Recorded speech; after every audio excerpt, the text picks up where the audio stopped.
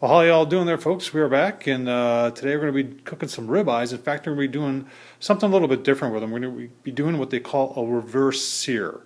So what we're going to do is we're going to season these up, and we're going to put them on the Rectech at about 200 degrees. We're going to actually put one of our probes from the iGrill into them. Actually, we could do both if we wanted to. And we're going to let that internal temperature get up to about... I'm thinking I'm gonna try and pull them off right around 110. I'm gonna pull them off 110. I'm gonna let them sit. In the meantime, I'm gonna put the grill grates on the Rectech and bump the temperature up to 500. Give that about 10 minutes to get up to temp, and then we're gonna throw those on. Probably 4 minutes aside, turning them once on each side just to get better grill grate marks, and then pull them off, and we should have some very medium rare steaks. Nice thing about this reverse sear is that it gives you more even cooking, and you'll get and we'll be able to see that hopefully when it's all done. So let's get some oil on there, and just gonna put a little olive oil. You've seen me do this before. I like using the ketchup bottle here. It kind of, you don't waste as much that way. And then for our seasoning today, I'm just going to be using this grill grate stuff. Montreal steak. It works really well. There's a couple of different varieties of them out there, but really like them. You just want to pile it on there. These are pretty thick, so something about seasoning, you just can't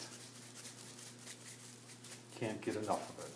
So with this on, I'll do the other side, and we'll let this rest and get up to room temperature before we put them on, and we'll see you next at the grill.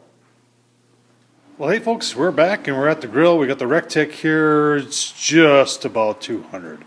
I've got steaks out there, got the iGrill all set up. You know, I guess I want to talk a little bit more about what reverse sear means. A lot of people maybe don't understand that. Until recently, I didn't understand it either. When you go to a restaurant and order a regular steak, a lot of times what they'll do is they'll take that steak and they'll char it first, meaning they'll sometimes put it in a cast iron plate and will sear it, and then they'll take, when they got both sides seared, they'll put it in the oven and cook it the rest of the way. So we're going to do this just the opposite.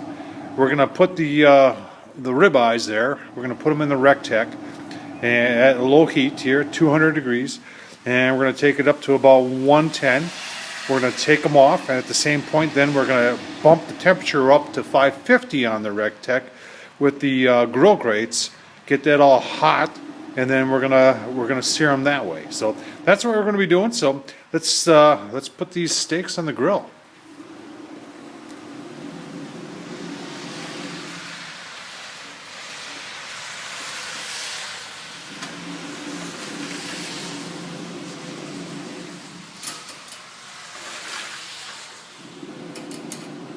Well, there they are. You can see I've got the grill grates in there already getting warmed up.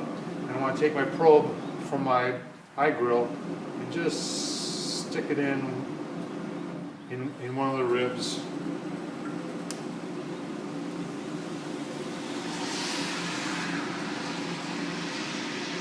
See we're at room temperature there, and we're just going to let that go.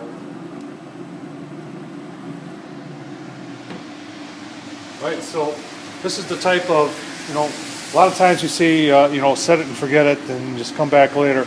Remember, we're only going to take this up to about 110. You can see she's going down there. It's about 63, 62. But this is not something you want to walk away forever. You want to come back in 10 minutes, 15 minutes, 20 minutes, 25 minutes, and it'll get up to 110 probably pretty quick. And then we'll bump it up to 550. We'll take them off, let them rest while we get the grill grates up to 550 and put them on and do the final sear. Thanks for watching. Well, hey folks, we're back. If you look at the iGrill there, you can see we're at 110. So I'm going to take a second talking about the Rectech and the way it controls the temperature and stuff. If you listen closely, you can hear the fan pulsing on the Rectech. There isn't a whole lot of pellet grills that do this. I got a buddy who's got he's got a Traeger, and he says, I told him that my fan turns off and turns on, and it pulses, and he says, what? He says, mine never does that.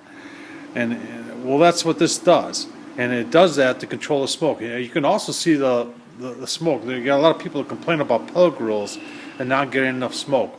Well, folks, you're seeing it right now. The smoke that's coming out here. What I did was I bumped this down to 180. 180 smokes really well on the Rectech Mini, and that way we've done. You can see we're at 111 now. We're gonna pull a stake out. We're gonna bump this thing up to high, and we're gonna let it go. So let's pull it out. I've got some butter in there. I want to pull some butter out. So just hang on a second.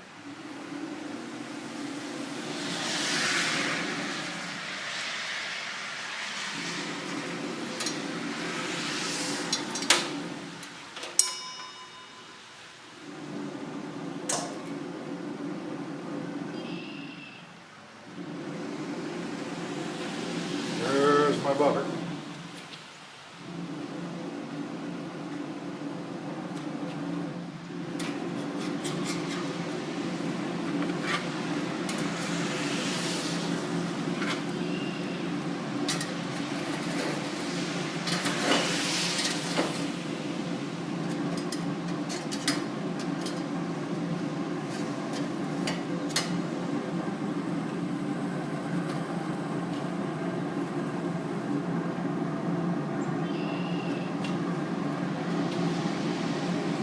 Bumping up here.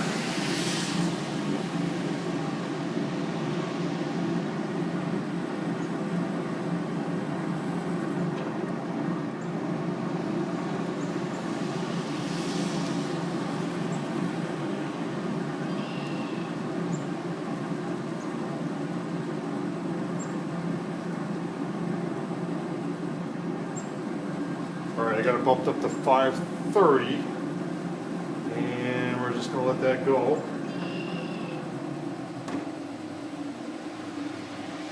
What I want to do in the meantime is I just want to baste this a little bit.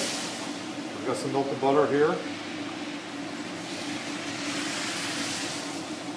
Plenty of melted butter on both sides actually.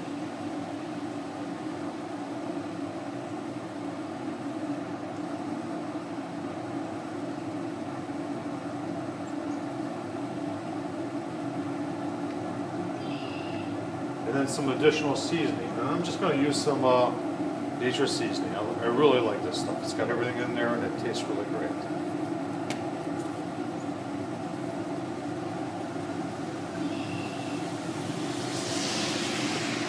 All right, we'll give that about 10 minutes, skip the temp, and then we'll sear them and we'll show you that. Well, hey folks, we're back. We're right at 5. Looking at it at 5:53 here. On the Rectech, you can see I've got the ribeyes out there. I've basted them in butter and everything, and I've got the grill grates on there. Let's just do a quick check of what the temperature of the grill grates are. So hang on a second.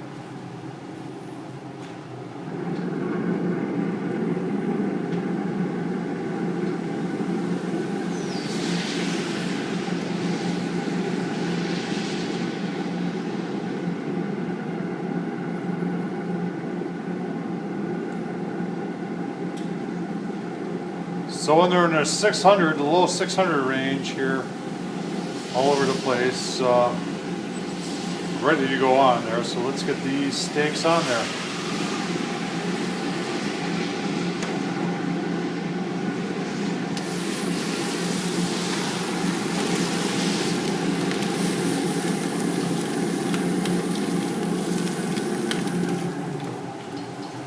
All right, so we're going to do this 4 minutes on each side, 2 minutes, and then I'm going to turn a quarter turn, and then another 2 minutes, and then I'm going to flip them.